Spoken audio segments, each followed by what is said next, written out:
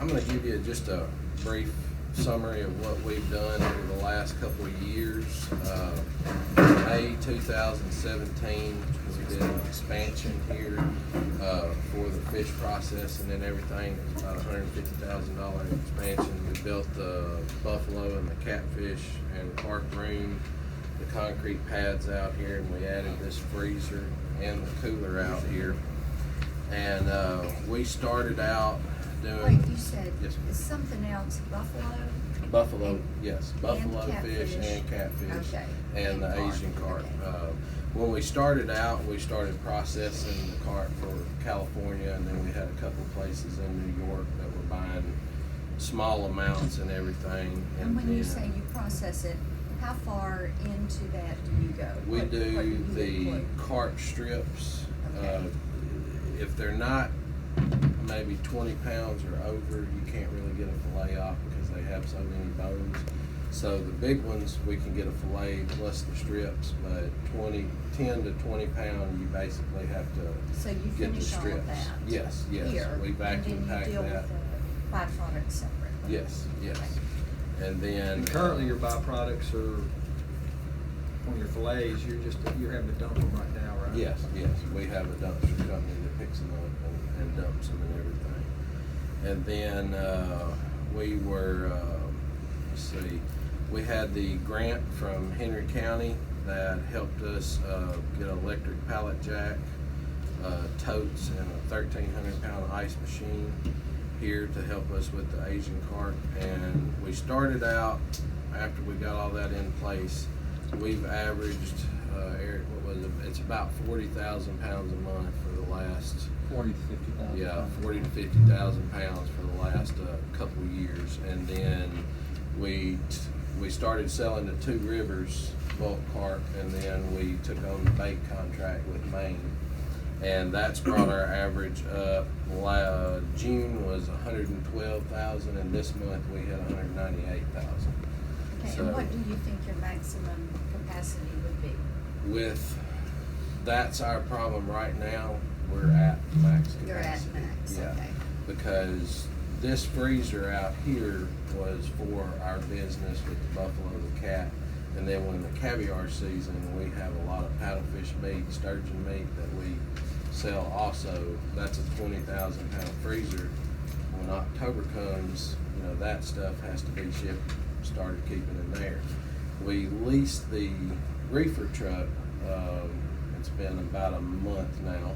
We got that in to start helping with the Asian carp, and we can put a truckload on there, but it's very expensive. It's about $3,900 a month to run that, because it runs on diesel and everything like that. And that's one of our problems. That's about 4 days a week that we're running that. We'll store in here till we fill up and then move it out there.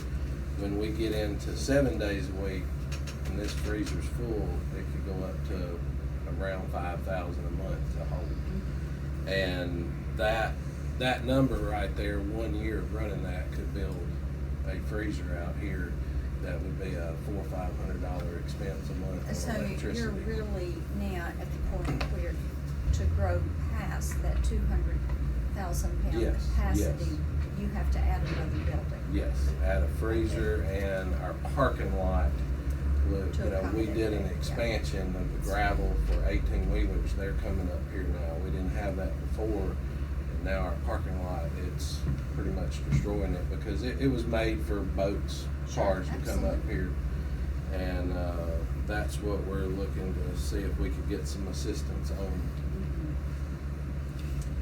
And Eric, I want to turn it over to you on the incentive program. If you could talk about that, what's going on for the commercial fishermen and stuff. Appreciate that. Most everyone sees Frank, our TWRA fish chief for the agency. I'm not as visible. I'm the commercial fishing coordinator for the state of Tennessee. Eric Gaines, I work with the commercial fishermen as well as the wholesale dealers to monitor the resource that we have in the state and monitor the harvest, from the state waters. So we've known Clay for, probably since 2012, in conversations, and really started, having a lot to do with clay. He's helped us out with a research project on the Mississippi River with our paddlefish, so we really got to know not only Clay, his wife, but also Kenny, their business, and they've got a very, very good business. It's established, which is one of the criteria that I'll talk about with Asian Carp Harvest Incentive Program. I guess I'll go ahead and jump into that. The Tennessee Wildlife Resource Commission approved $500,000 for the Asian Carp Harvest Incentive Program for 2 years. They approved that in May of 2018. And when that happened, we needed to have the ability to work with businesses inside the state in a more fluid way. And the delegated authority through the Central Procurement Office with the state of Tennessee allows us to do that.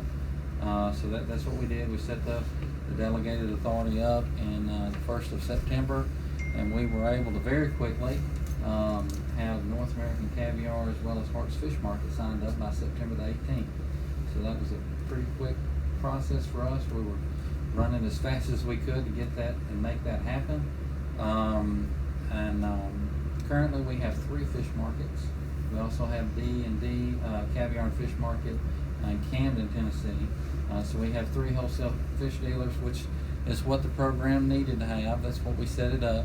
And then we had hoped to have at least 15 commercial fishermen in the first year. We met those goals very first year, so we were very excited about that. But with the business being able to buy those fish, we had to be able to incentivize the commercial fishermen to be able to go out. So it had to be profitable for them. So at least 5 years ago, the price of carp was maybe 8 to 12 cents, somewhere in that range.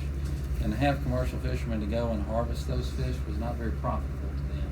Of course, they had their other avenues for fish sales, which was buffalo and catfish for the state. But we needed to do something to make Asian carp, like I say, more profitable for the commercial fishermen.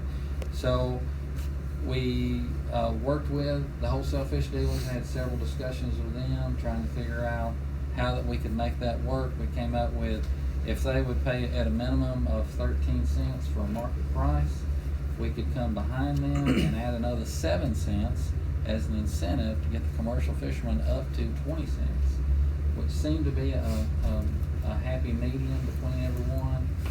So they could go and harvest, they could make money, and it would also help with their trip expenditures. Let me ask you this. You talked about maxing out, hitting your goal for the first year, and then the wholesalers that are there. With the wholesale network that you have in place, how many fishermen and what kind of capacity can you accommodate? What kind of market, what kind of demand is there for the product? I can answer that. Okay. I've got clients in Canada and one in New York and one in Florida right now that are wanting to do the bait business with me. But Okay. that's my problem. I don't have the space to bring them in. Okay. And we're kind of one of the, I guess you'd say, the only processors that have the room for the 18-wheelers to come in and unload Okay. and all that.